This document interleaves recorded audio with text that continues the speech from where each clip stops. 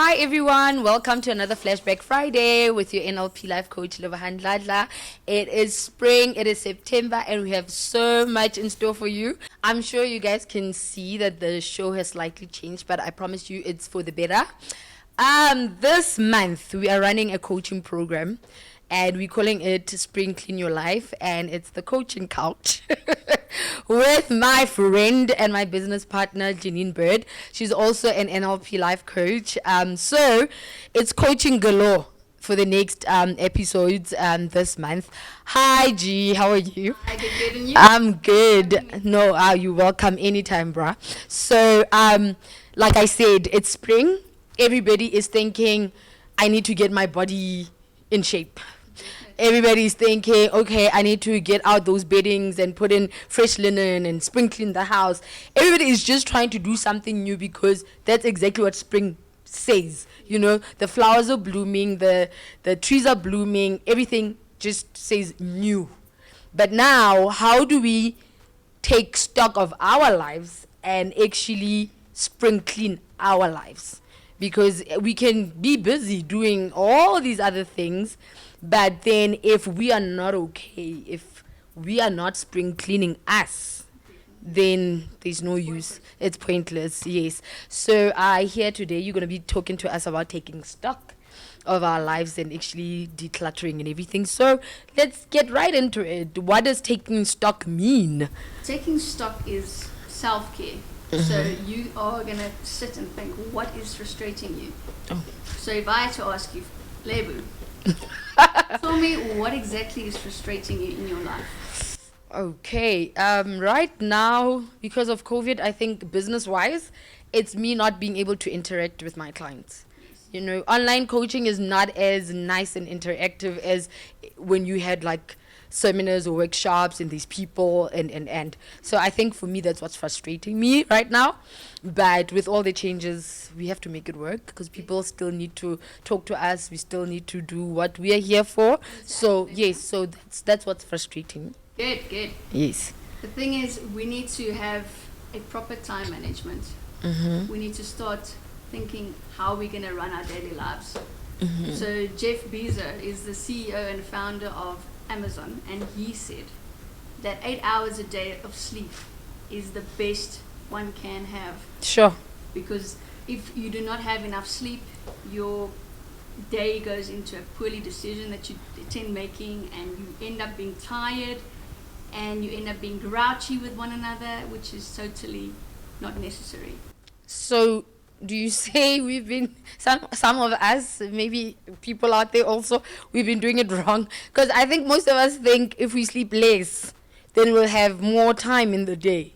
But we're actually doing a disservice to ourselves because we're not getting the proper rest to be able to actually do what we want to Able do. function properly. So guys, you hear, it's not about the hours. It's actually about the good effectiveness and efficiency you put in your work. You see, I just got coached. Yes, I just got coached. Yes, you were saying, friend. So a person needs to ask yourself, what are you putting up with? What frustrates you? What are you going through every day? What can you change within your life to make it better for yourself? A lot of people have kids. They need to go home to make food. They need to work. They need to do all sorts of things. But do they have enough time in a day to do it? 24 hours. For yourself. Oh, for yourself. Yeah. Yeah. Let me see. Not really. I think with all of, like you just said, I have 3 kids. I have a full-time job. I'm also coaching. I'm doing all these things. With all the priorities and everything that you put on the list, you find that you are not there or you are last on the list. So How full is your cup to be able to do all those things with this open mind? yeah, guys, usually I ask these questions. So this girl is she is ripping me. Okay, yes, you can't pour from an empty cup. Then you can't. You can't. It's difficult. Yeah, because I think that's one of my coaching exercises that I like doing with the foam cup. I actually like, kind of like make little holes at the bottom, and I pour water and I pour water, and it just never fills. And I always say to my clients, but this is you are pouring and pouring out. Yes. And when you are pouring out, but you are never full, so you are pouring from an empty place. Yes. But then if you were full, like if the cup was closed on the bottom and then we were pouring, then the water will come from the top down. Yes. So you still have something, but then you are giving to other people, And it makes you feel good. and it makes you feel good. Unlike if you are actually doing it from an empty place, then you get frustrated. Then you it comes from a place of frustration, and you feel kind of like forced to do it because you're not doing it. Yes. With a great mind. Okay. All right. So guys, you heard, it's not about the times in the day. And also you need to be filled so that you come from a place of fullness when you are actually giving yourself off to other people. Okay, those are some nice nuggets to take on. Yes, you were saying. So what is the first thing? It's September. Except gym, except me wanting to cut my hair or whatever. What is the first thing? Like, what would you suggest? So If now I want to take stock, what do I do? Instead of an outer appearance, I'd say start with yourself. Okay. Start figuring out what bothers you in the day. Mm-hmm. Start figuring out what are you going to keep in your life and what are you going to let go of in your life. Mm-hmm. Mm-hmm. Because having those things that are keeping you down, keeping you still the same person, is not changing anything. It's not sprinkling in your own life, your inner life, to find clarity, to find that contentment within yourself. So once you know the things that are bothering you and the things that isn't worth being in your life, let it go. Sure. So first thing would be journal. Put them in categories. Definitely. Okay, so my photographer bothers me. and I'm joking. I love in-house media. Yeah.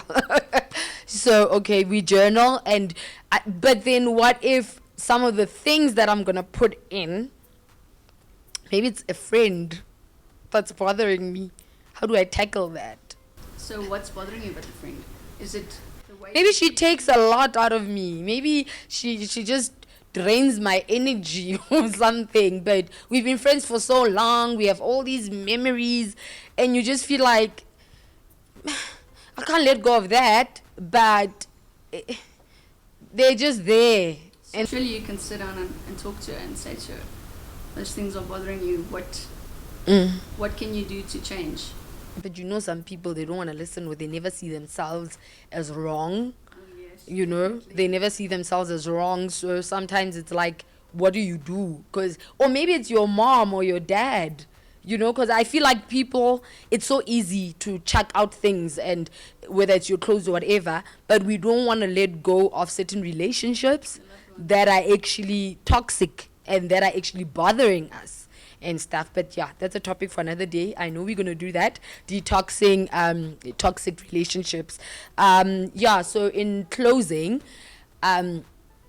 just give them a background on how do you go about it? How did you go about it? Like something that in your life you said, this bothers me.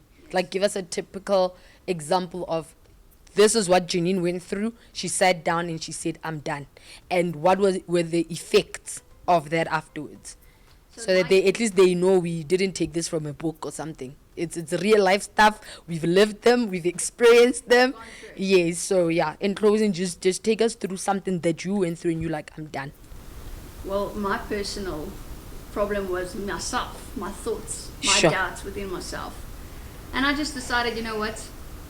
Who am I to judge who I am? I need to find the inner beauty of who I am and what I can achieve without feeling negative and having so many failures in my life. Instead of feeling bad about it, get the lessons out of those failures that I went through. So a person learns a lot of things through your own mistakes, and therefore you can help other people with the same mistakes. So for me, that's important, is to find out what really bothers you within yourself. And if you find clarity in that, you will be able to help other people. Okay, guys, you heard it. I don't think I can say anything more from that, but it was weird being coached because I'm a coach, so I would know how to phrase questions and stuff like that. So when it comes at me, it's like, yay, this woman, she's doing it again. But I love the fact that we were vulnerable like that, that I could just sit here and, like we said it's the coaching couch. So yeah, we actually have a business together. We are purpose-driven life coaches. So everything with us, it's about purpose, what drives you, why are you doing it? I know in coaching they say we shouldn't ask the question why. Yes. So what drives you? Yes. What drives you? So we're all about that, and how are you doing, and what are you doing about it, so that you actually get where you want to get. But so keep out for us. We will be launching soon. Yeah. So that's Janine Bird. She's my friend, my business partner, my everything. So guys, you must look out for us, ne? So we're gonna post. You must follow us. We're gonna be the best thing that has ever happened to you. Yes, I'm putting it out there. The universe needs to take this. God, we're gonna be the best thing that has ever happened to them. We are NLP life coaches. We're very purposeful. We really love what we do, and just sharing with other people. And I think, like what you said, most of the times it's not in the book. It's always about what you went through, and reaching out to others and saying, if I could go through that and not stay there, I got you. Amen. And we can do this. Yes. So yeah. So keep subscribing and following me on Facebook, Lebohang Dladla NLP Life Coach, and also on Instagram, Lebu_Mosala, and just also watch our content on Kinako Media TV on YouTube. And thank you to In-House Media for making this possible. Memories for Life for taking the behind the scenes and everything. Thank you so much. And also, guys, it's level 2. So our new home, Lavender Hill Country Estate here in Bethlehem. You can come and visit. It's gorgeous. So till next time when we see you on Lebohang Dladla, Flashback Fridays with Lebohang Dladla on the coaching couch. Bye.